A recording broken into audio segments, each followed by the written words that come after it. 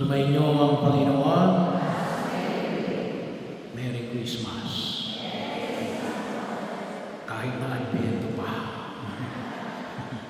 So, bahagi yung Christmas party natin, kasi wala naman tayo ibang panahon. Alam ko naman natin kapag panahon ng pagkatapos ng 25 ako, mas marami na kayong mga schedule. Pamilya, angkan, mga kaklase, kabats, at kung ano-ano pang mga grupo, senior, hindi ko na mayroon din ang mga age bracket. So, bahagi ho. Pero ang ating Christmas party, sabi nga ho natin, ay, katekista, pag-asa, tagapagdala ng pag-asa. Kasama si Kristong isinilang na. So bahagi ho, na ngayon ay nasa panahon pa tayo ng jubileo ng pag-asa hanggang January 6. Pero bahagi ho, ang unang linggo rin ng Advento ay nakalaan. Tayo na sa loob ng unang linggo ng Advento ay nakalaan din sa tema ng pag-asa. Natayaan niyo po na kasi napakalawak po yung pag-asa. One of the cardinal virtues. Bahagi ho. Pero sa Ebanghelyo, nakita natin na alin. Si Jesus ay naging tanda ng pag-asa. Bakit? Nagpagaling siya sa mga may karamdaman. Bahagi ho. So, alam natin, may mga may karamdaman. So, sabi nga si Father Elden, hindi raw makapupunta kasi yung kanyang nanay ay nasa ospital. Pero tayong lahat, tayong mga, sabi nga natin, ay may edad na, ay talagang may mga nararamdaman din tayo. Pero bahagi rin mo yun, na ating Ginoong ipanalangin. Ipanalangin. So, tayo rin, sabi nga natin, ay maging tanda na tayo ay humingi ng kagalingan ng katawan, ng espiritu, at ng higit na pagkilos natin sa daigdig na ito. Yung pangalawa din, si Jesus ay nagpakain. So, lahat mo ng mamaya magkakainan tayo. Pero bahagi yung dito, at anong makita ko natin dito? Kasi 3 araw na nakasama nila yung tao. Nakasama ni Jesus.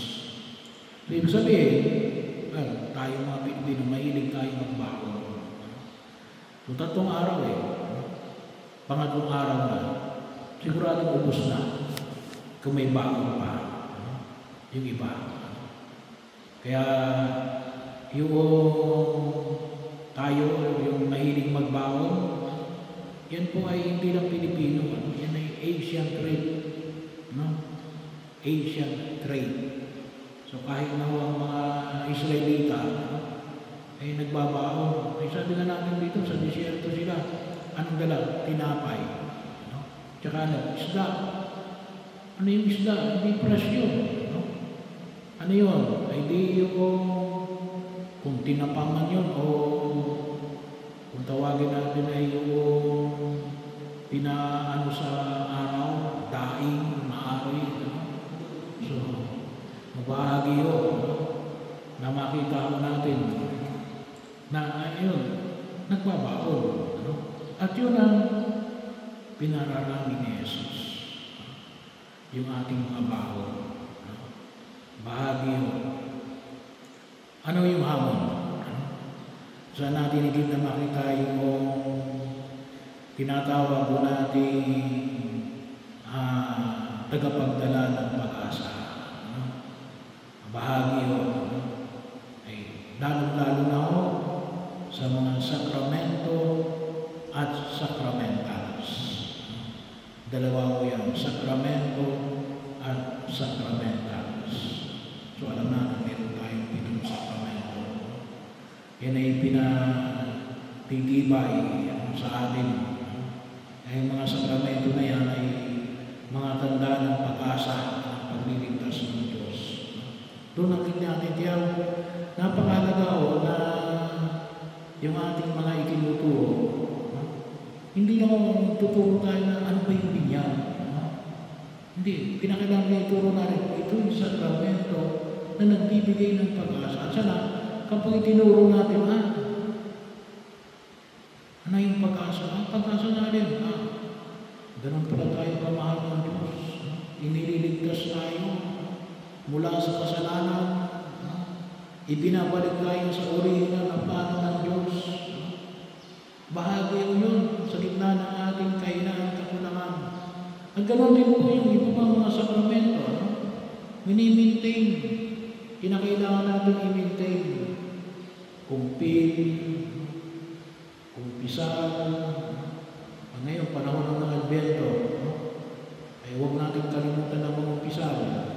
Father, wala na ng kasalanan minura mo yung kapwa mo katekista. Kasalanan na rin yun. Kumpisal mo yun.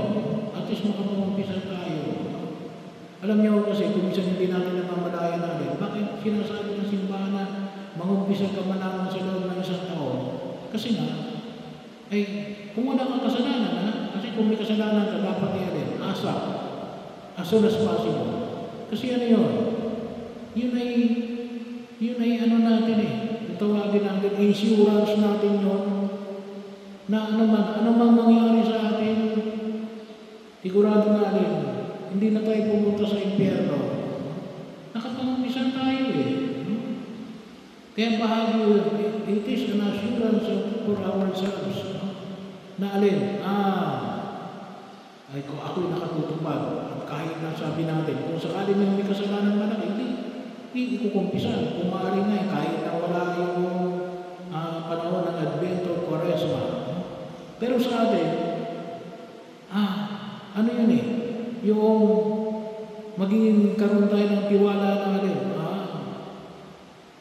Hindi ako mapupunta sa impyerno. Bakit? Sigurado ng isa na patuloy ng Advento at saka Quaresma. At kung sakali magpaalala sa akin kung may makalaking kasalanan, ay di mangumpisal kagad ako. Tulong yun Tulong yung, kung tawagan nga po natin, yung mga sakramento na ito, compounding yan, pinatatali yung ating pananampalataya at pinagtitibay yung ating pagkilos natin. Tayo ay mga tunay na mga anak ng Diyos. Kaya wala niyo sabihin na sobra na hindi Yun ay, kung tawagin po natin ay ini-elevate tayo. Bahagi yun na huwag natin kalimutan sa pamagitan ng mga sakramento. Bahagi yun, na makita ko natin. Kasama na rin yung alin. Kasi pagpapagaling yan Pagpapagaling yan. Yung isa pa na makita rin natin yung alin. Yung magtuturo tayo, lalo-lalo na yung alin. Yung sakramento ng pagkapahin ng langis sa mga pisalit. Alam niyo, nakakalungkot isipin. May mga church worker, may mga church worker namatay. Hindi man lang nagpatawag ng pari. Church worker yun. Sana walang katekista. Walang katekista na matagal nang nakahiga sa higaan, ay hindi man lang nagpatawag ng pari. Ako minsan ako nalulungkot. Sabi ko, anong naitulong ng inyong pagiging paglilingkod sa simbahan kung hindi naituro? At sabi ko nga, baka hindi ito naturuan ng katekista. Lalo-lalo kapag sinabi natin, lalong hindi ito naturuan ng pari. Bahagi yun. Kasi ito ay ang ating sakramento yan ay maliwanag na rin, nagbibigay ng pag-asa, lalo-lalo na, hindi lamang sa sakit ng katawan. ngunit sakit ng Espiritu. No? Bahagi ko. Sacramentals. Makita ko natin kanina may bininyagan ako. Kasi sabi ko, hindi ako pwede magbinyag mamaya kasi na mayroon tayong pagtitipon. Pumayag naman na sa loob ng misa, bininyagan ko kasi sabi ko, para bahagi. Ay nakita ko, anong nakalagay? Mayroong pulseras na kulay pula. Ano? Saan yung pulseras na kulay pula? Itanong mo, bakit mayroon noon? Pamahiin. No? Pamahiin yun. Hindi mo may paliwanag kung bakit para hindi mo mabalis. Paano hindi makakabalis yan? No? Ano yung pwede mong ipalit yan? Miraculous medal. No? Mas maunawaan natin yun. Maging bahagi. Kasi yung mga bagay na ilalagay natin, hindi natin alam kung bakit natin nilalagay. Kaya mayroon tayong mga sacramentals. Yun ang gamitin natin. Yun ang higit na kung saan. Pagkakataon na kung saan yung makita ko ninyo. Kaya kapag may mga apo kayo na nakikita ninyo, baka kayo pa naglalagay ng mga pulseras, no? Na kulay pula. No? Kung isa mayroong kasamang itim. No? So, bahagi ko yun. No? Na napapansin natin. Mga kapatid natin, kapag may sakit, saan nagpupunta? Sa albularyo, sa espiritista. At may mga komisyon, lingkod ng simbahan, nagpupunta roon. Kaya sabi ko, bahagi ko yun, kinakailangan natin sabihin yun. Bahagi yun. Nasa utos sa inyo ng simbahan, nasa katekismo ng Katolikong Pilipino po yan, CCC. Bahagi yun ang kung saan yung nakita natin. Kasi bakit? Kasi yung pamahiin, anong tinuturo niya? Takot. Anong tinuturo ng mga sacramentals? Signs of hope. At dapat tayo, bahagi yun na kinakailangan din natin na bigyan ng higit ng pagpapahalaga. Marami pa akong tutusin, pero yun nawa yung makita ko natin, na yung hamon na ipinapamanik ng buong may kapal, yung presensya na Jesus, kasama natin ang Kristo naging tao para magdulot ng kaligtasan sa atin sa pamagitan ng kanyang paghirap, pagkamatay at muling pagkabuhay. Kaya po, sana sa inyong mga pagtuturo, hindi lang kayo nagbibigay ng impormasyon, nagbibigay kayo ng inspirasyon.